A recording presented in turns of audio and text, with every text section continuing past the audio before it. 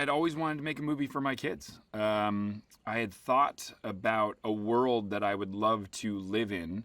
And honestly, it came out of getting to spend time around an 8-year-old and a 6-year-old and the years before that, a whole lot, and getting to see the power of imagination. So I had this idea to do a movie about imaginary friends a long time ago. And I brought it to this up-and-coming actor named Ryan Reynolds. And he and I were talking about doing a movie together. And I said, I have this idea about imaginary friends, and I'm still figuring out exactly what it would be about, but would you want to be a part of it? And he was like, yes, definitely. And so I thought, if I do a movie through the eyes of this little girl and actually show how imagination is not only this powerful tool to have fun, but also this enormous coping mechanism to make sense of things that might be difficult to make sense of otherwise.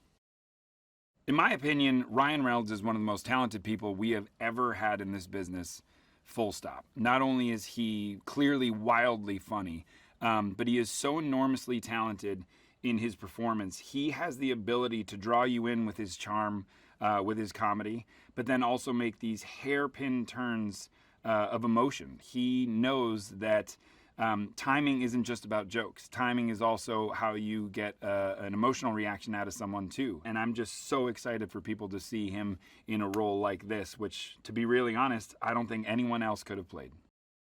Clearly, I am someone who is completely immersed and married to the theatrical experience. For me personally, there is nothing like sitting in a dark room with strangers and experiencing something new. I think that the thing that makes movies the most theatrical, in my opinion, these days, is to immerse people in a world that surrounds you both in sight and sound. And I think that this movie is exactly that. It's not just a story that you want to see in a two-dimensional form, but it's actually something that you want to live in. You want to walk with this little girl, and when she meets these magical characters, you want to meet them as well. This movie is about you step into that theater with whatever was on your back during the day or whatever worries you had, and this movie will not only transport you to a place, a magical place where you can experience something that you've never experienced before, but it'll also allow you to look at the world when you go back out in a different way. And if you have stress, if you have fears, which we all do, it's not about the fact that they don't exist. It's about we can deal with them in a different way, which is more hopeful. So I think for me, if I had one thing I wanted people to leave this movie with, it's hope. Cailey Fleming is one of the more talented actors I will ever have the pleasure of working with. She has the skill level of someone who has been working for 50 years. I'm not quite sure how that's possible, but she has this contained confidence, this unbelievable ability to take notes and do exactly what you're asking her to do. And all the while with a huge smile, and I believe mathematically every single take ended with 2 hands up for a double high five. Every single time. You would think that a movie about imaginary friends would be strongly tipped towards the cast that is playing imaginary friends, and you might be right if it weren't for the insanely talented people like Fiona Shaw, who plays Bee's grandmother in the most amazing performance. I love her so much. I'm desperate to be around her constantly. Whether I have to move to London or she has to move to New York is still up in the air. We have Bobby Moynihan, who I've been a huge fan of for a very long time from SNL and everything else he does. He is so heartwarming, kind, sweet, and adorable in this movie. I think Bobby might be an imaginary friend, so hopefully he shows up on camera. He might be my imaginary friend.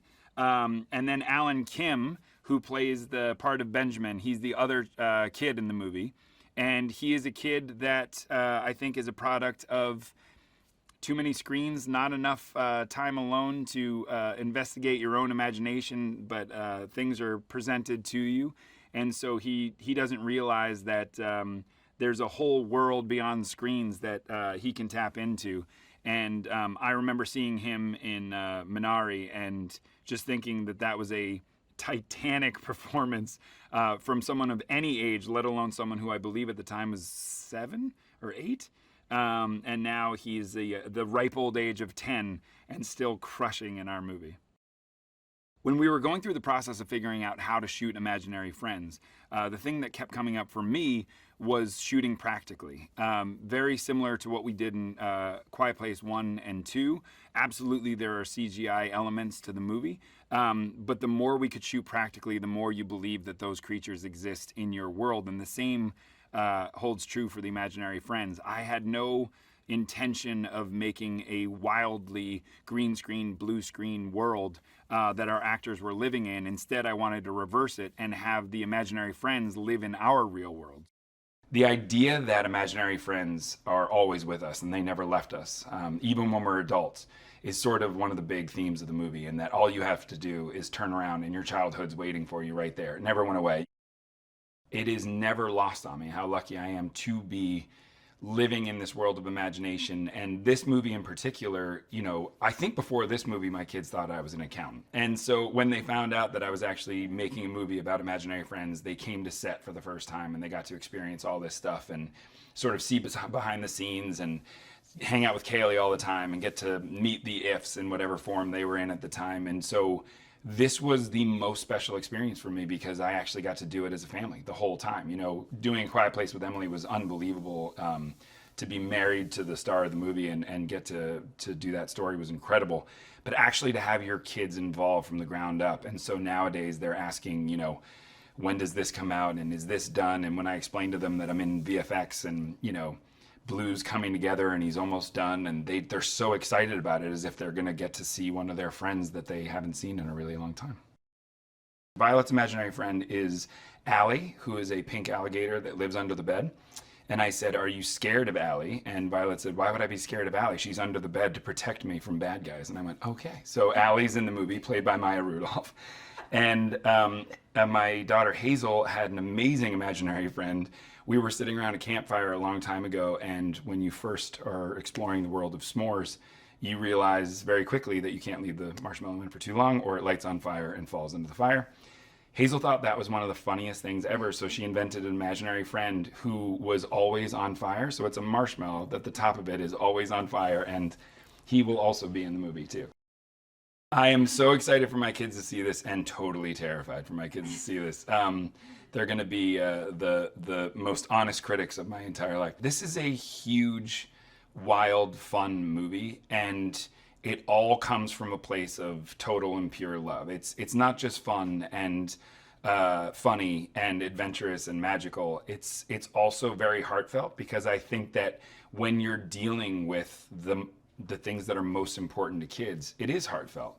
And the truth is, we all have a kid inside us. We just have to find a way to invite them to go back. And I think that that's what I'm most excited about. One of my favorite characters is the character of Blue, who Steve Carell plays in the movie. And my idea for Blue actually came from an experience with my daughter Violet, who, when she was young, used to tell me that my favorite color was purple, even though my favorite color was clearly blue. And after 2 years, I buckled. And now purple is my favorite color. So when I was creating the character of Blue, I thought, wouldn't it be fun to put that joke in the movie where this is a clearly purple character whose name is Blue, all because his kid was colorblind. And so you have the whole purple and blue joke all in one character. Getting to work with Steve on this movie again was like no other experience. I mean, to have such a shared history with him, and as a dear friend and coworker at an office, to be able to dive into something completely different and see him be as talented as I always thought he could be in any realm. Of course, he jumps into the voiceover world. He seems to be having some luck with that. I mean, I don't think anybody brings that level of energy, that level of comedy, and that level of warmth all in one go. You know what I mean? He really is, when you see the character of Blue, bing, show Blue here. When you see the character of Blue, it is innately the sweetest, funniest, most adorable character you've ever seen. Who can you get to be the sweetest, most adorable person? You go get Steve Carell. That's what you do. Fiona Shaw does one of the most beautiful performances I've ever seen. We were all weeping on set, because when I first met Fiona about this movie, I said, and then there's this whole ballet piece and I wrote this thing and I can't wait. Fiona Shaw is one of my favorite people I've ever met in my life. Talk about a magical person. I'm not even sure she's a real person. She might be an if herself.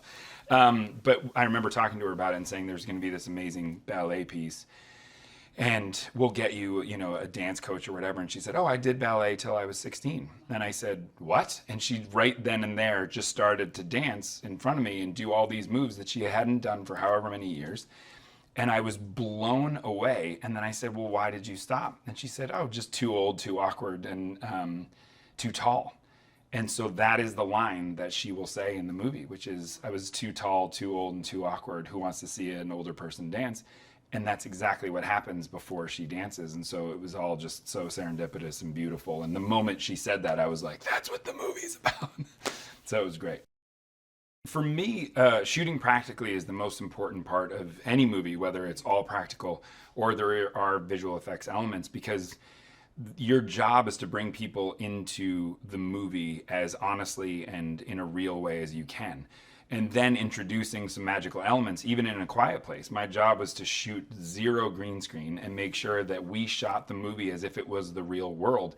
And then my job was to drop in these creatures in the background whenever they were necessary. And I wanted to do the same thing. My favorite movies and my favorite directors shoot everything practically, and that is for a reason. It's to bring you into that world in an organic way. If I can bring these actors into a world that looks and feels like the real world, then you believe that these imaginary friends are actually there. This is a movie that John and I have been talking about for years now. So way before the script was ever even written, we were kind of banging back ideas back and forth about this and about what it might feel like to shoot something that, in essence feels a bit like a live-action Pixar film. And that's really what John has put on the page, I think. It's incredibly emotional, and it ebbs and flows. It's that make them laugh, make them cry, and bring them back to laughter. As we started shooting this movie, I've talked to a lot of people that, they'll ask me what I'm up to. I'll say, oh, I'm shooting this film about imaginary friends. I've talked to people who are in their 30s, 40s, and 50s who will talk about, oh man, I miss my imaginary friends. I had 2 when I was a kid, and their names were this and that. And they would kind of go into this sort of wistful, nostalgic, and not the least of which emotional kind of reverie of when they were kids and that time when they had that friend that was there for them unconditionally and always. I've known John for, God, I guess 12 years, maybe 15 years. I'm not sure. Long time though. Yeah, we live near each other. Our kids are friends. It's kind of the best of every possible world. So shooting this movie's been amazing. To be shooting it here in New York as well is such a rare opportunity. I think I've shot 1 movie in New York, and it was 16 years ago. So this has just been a dream come true for us. I struggle to think of a filmmaker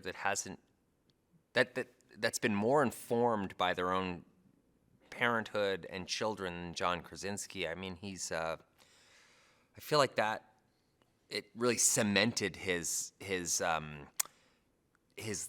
language as a filmmaker. Being a dad and being a husband and being the parent to 2 little girls. I think. It sort of informs, he filters all of his storytelling through that prism, and I think it's beautiful. But what's striking to me about it is that he can make a movie that is as scary and provocative as Quiet Place and Quiet Place 2, yet he can also do something as, tender and unexpected and hilarious as Imaginary Friends. For starters, you have incredible talent playing our ifs. I mean, everybody from Gossett Jr. to Steve Carell to, Phoebe Waller-Bridge. Like it's crazy the level of talent that's attached to that. So that helps inform it a little bit, but it's been great. And it's all about imagination. I mean, I've never struggled with that idea of like acting against a tennis ball as a creature or an effect, because that's our job. Our job is to place ourselves in that position regardless of what we're looking at. We've been all over New York, but huge chunks of the film take place in Coney Island, which is obviously this incredibly historic amusement park that has a great, I think, a pretty storied cinematic legacy as well. Shooting in Brooklyn and Brooklyn Heights has been great. I've lived in New York for, I don't know, 12, 15 years now, and it's such a rare opportunity to get to shoot at home. So for us, for John and I, it's been great because, a lot of the days that we're shooting, we're able to walk our kids to school and then go to work, which is just something I don't take for granted for a second. I met Cailey in the audition process. She came in and read with John and I, and it was like one of those situations, like it always is. It really is always the same. It's when somebody walks in and they just are the person. Within the first sentence that comes out of them. Even though we'd already read with some pretty striking and incredible young actors, the second Cailey walked in, she just spoke, and you just knew. I mean, John and I kind of looked at each other. It was almost like, why continue with this charade of, the rest of these scenes that we knew right away.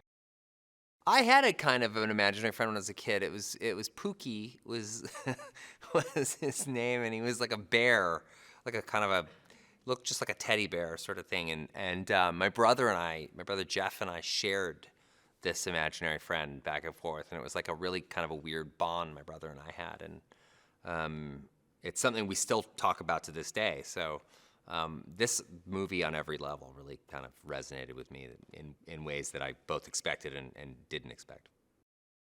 Ryan is one of the funniest people on the entire planet. He's kind, he's caring, he's everything you could ever want in a friend and a co-star, because he's so effortlessly hilarious.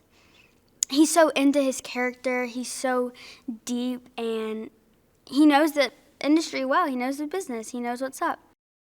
When I read the script, I instantly connected with her. I just love how she's written.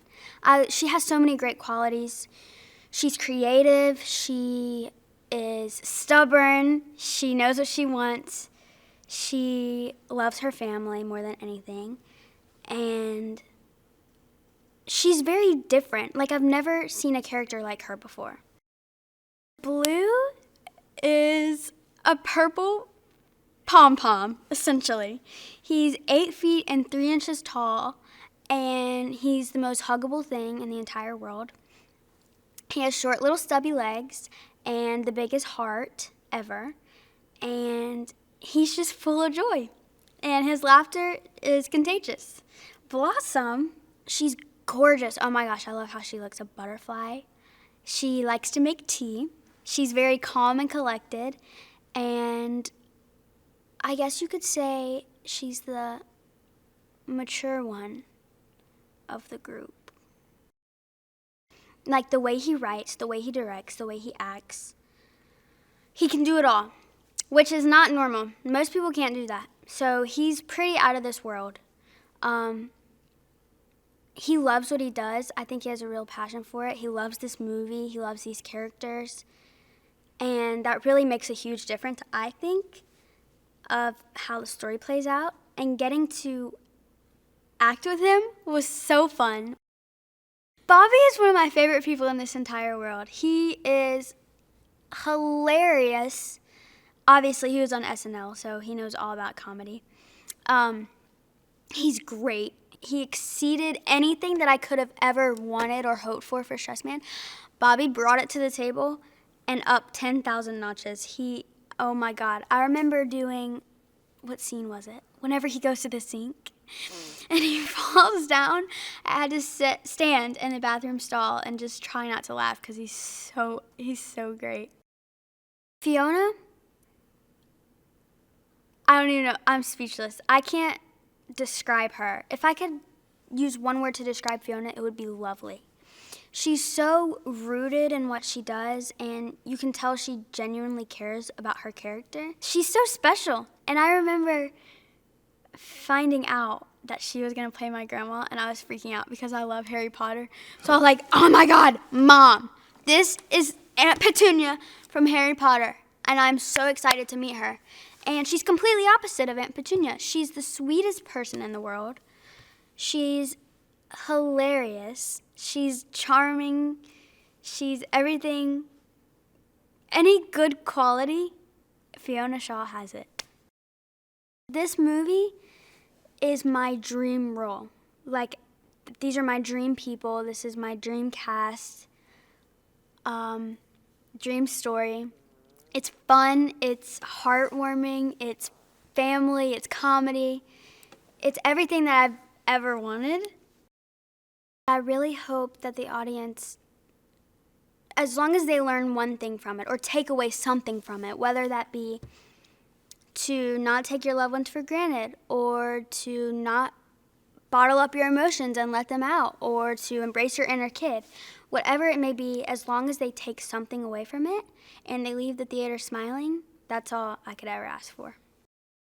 I was very surprised when I was asked to play this, but I had been, John sent me a text saying, will you be in my film? I thought, okay, but what? And then he said, and I'm getting Phoebe, who had written Killing Eve.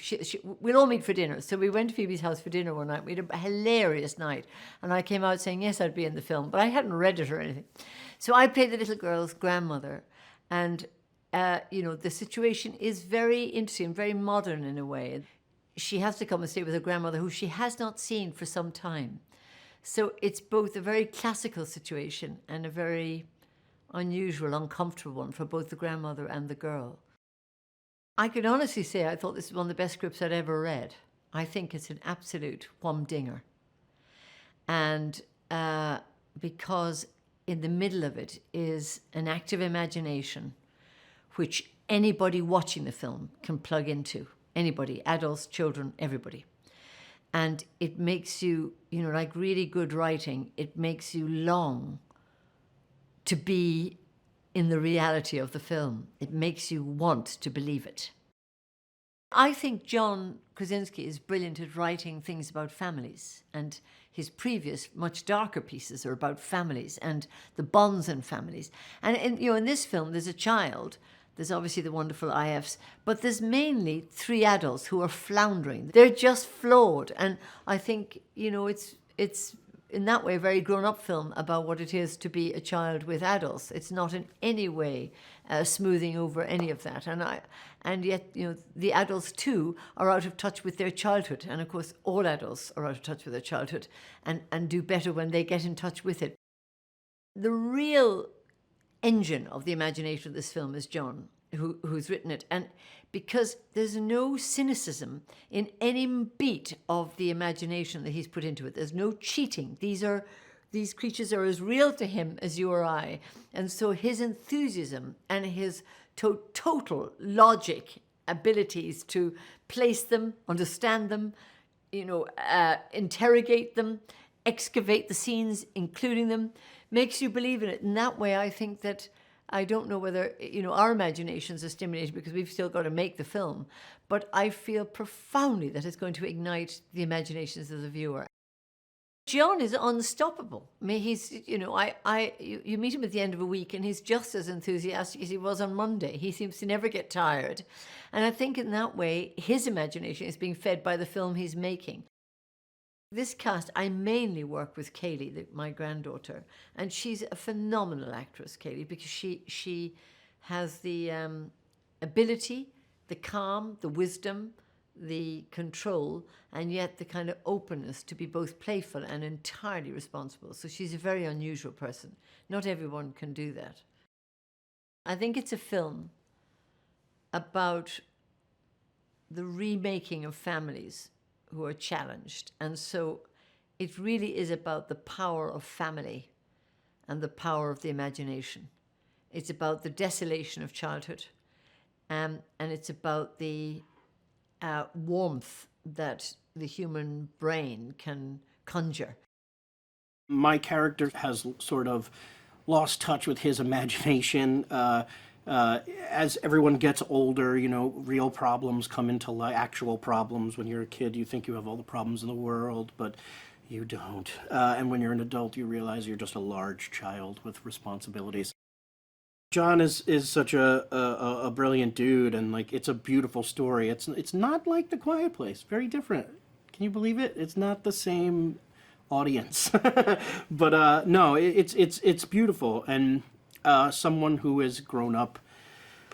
I had many imaginary friends when I was little and stuff like that. When I was little,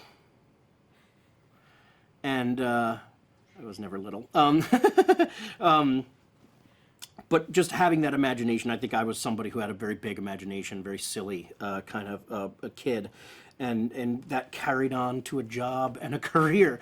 And John kind of is showing that in this. It's a beautiful story about not losing that part of you.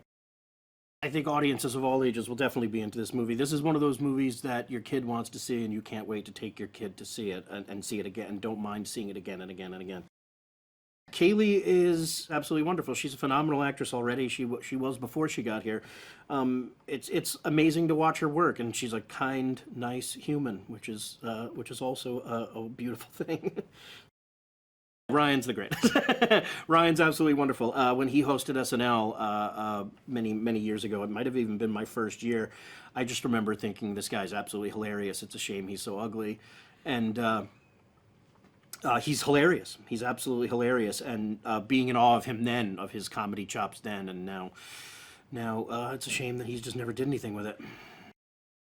Blue was my imaginary friend. I am colorblind, and he is a giant purple monster. Well, not really a monster. Well, yeah, he's a monster, but he's an adorable monster.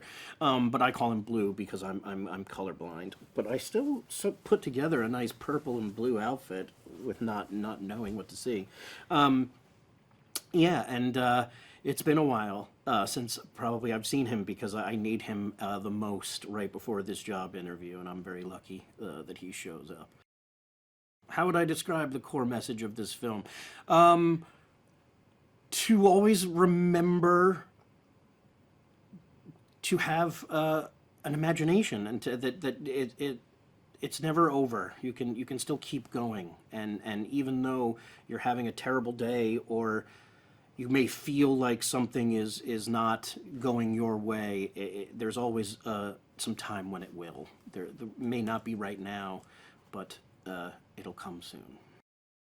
When the film comes out, I hope audiences go see it with their family and talk about imaginary friends and all that stuff. I don't think I ever spoke to my parents about my imaginary friends. No, I definitely did. My mom knew it. And I had two imaginary friends. One was Ishkabibble and one was Fagabeefy. Working with John is fantastic. He knows what he's doing, and he knows everything he wants to see. So it's really easy. 99% of the work is done. He's fantastic, and he's very kind and wonderful, and he has a family, and so does Ryan. And it's weird to be at that point in my career where we're on set, not talking about where we're going to go afterwards. We're just swapping kid stories back and forth. It's nice to be in that part of my life right now. I'm enjoying it a great deal. Talking to other, just other really handsome dads. If I could have an imaginary friend, he would probably be a talking dog. Just a talking dog, because I like dogs. Honestly, what I liked about the story was definitely because of the IFs, because I like how kids use their imaginations, don't hold back. I'm mostly excited for all the IFs, because mostly they're the most VFX. And so I'm actually very hyped to see what the final product is of the ifs. The trickiest part wouldn't be the lines, because they're pretty easy actually. But I think the most hardest part was making my leg or arm wake up after I take off the cast. I was always the careful kid. I wouldn't. Oh, who am I kidding? I was the dangerous kid, but I was careful enough to not break any bones. After A Quiet Place, during the pandemic, when we had actually just done Some Good News, I think there was a desire to really rediscover joy in the world, and this movie is that in spades.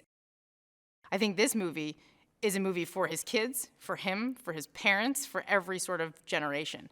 And I think that the emotional core of it is the idea that I think we come of age as people many times throughout our life, and I think this is a coming of age story for every generation. And so I think this is a love letter to imagination, it's a love letter to your children, it's a love letter to reconnecting with yourself at any age. I think that's what got us so excited about it, and that's sort of the root from which we built the story.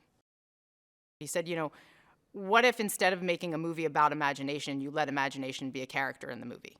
And I think for us, then applying that to who's the most universal way into this story, and if it's a movie about how adulthood and real life can sometimes temper the imagination right out of you, how do you tap back into it and how do you reconnect to that? And I think telling that story from a point of view of a kid who's grown up too fast and is more adult than they are kid, and realizing that it's not yet time to do that, allows kids younger, kids older, adults, grandparents to look back and go, well, maybe it's not too late. Maybe I can still tap back into that.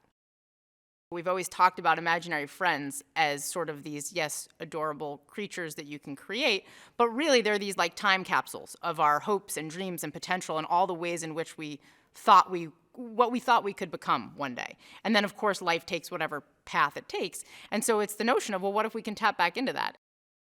Ryan was attached to this movie from the very, very early days. I think John had Ryan in mind for the part almost maybe from its inception. And I think part of that was this character is such a dichotomy of emotions. And I think that you need someone who can play heart as much as they can play humor and warmth. And I think the trajectory of this character is that he views the idea that he can see imaginary friends in this world of imagination as a curse, and of course comes along to realize it's actually a blessing, and he goes on this adventure with this little girl. So we have Blue, who is voiced by Steve Carell, which is as lucky as it gets. Again, I think that if you could ever envision the personification of a character like Blue, who is larger than life, who you want to hug at all times, and who can make you laugh and make you cry and make you feel, there's nobody more perfect to do that than Steve. Blossom, who's played by Phoebe Waller-Bridge. And I think a combination of factors there. I think John always had Fiona Shaw in mind to play Grandma. And so the idea that you have these fun, proper British actresses playing this wonderful part. And of course, Blossom was created in another era, and it was kind of modeled after a Fleischer cartoon. And so it's really fun to see it come to life with Phoebe. Everyone involved in this loved the theatrical experience, and I think this movie is built for it in the sense that in hopefully many ways, but I think it's a movie about kind of the shared human experience at any different point in your life and at any age in your life, and what better way to experience the shared human experience than alongside other human beings who are going through it and taking it in the same way